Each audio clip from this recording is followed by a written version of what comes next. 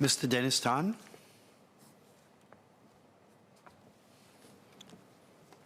Mr. Deputy Chairman, I use dialects routinely when I communicate with many of my residents every day, and many of them are middle-aged to elderly residents.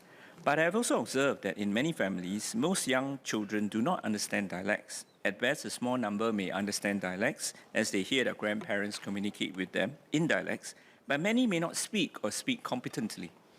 I'm concerned that at this rate, there may hardly be any Singaporeans below 50 who will be conversant in our Chinese dialects in another 20 or 30 years. The MCCY has previously affirmed that Chinese dialects are part of the Singapore Chinese culture and heritage.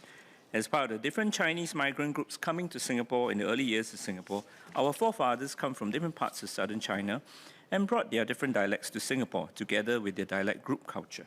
Our dialect group heritage is part of our Singaporean Chinese cultural heritage. Beyond the speaking of dialect, it is important to preserve knowledge among all Singaporean Chinese of the cultural heritage of our dialect groups, which may include culture, customs, and food. How many of our young Singaporeans have good knowledge of the cultural practices of their dialect group?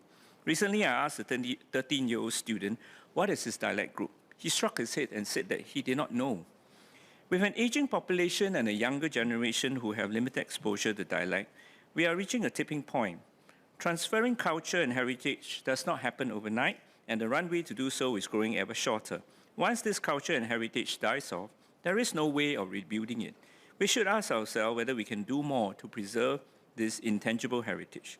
I applaud the existing efforts of many of our clan associations in the promotion of the use of dialects as well as the customs, practices, and culture of our dialect groups, despite the modern cultural challenges. While clan associations do offer dialect classes, offering dialects as a third language option at the MOE Language Centre and our institutes of higher learning can be an option to instill interest and promote knowledge. NUS saw a great demand when they offered dialect modules in 2020. Can the government do more to enhance the learning and speaking of dialects, as well as promoting the knowledge of our customs, practices, and culture of our various dialect groups among younger Singaporeans? Will the government consider lifting the general ban on TV and radio dialect programs, which is in place since 1981, which can signal to many Singaporeans who take the cue from the government? Thank you.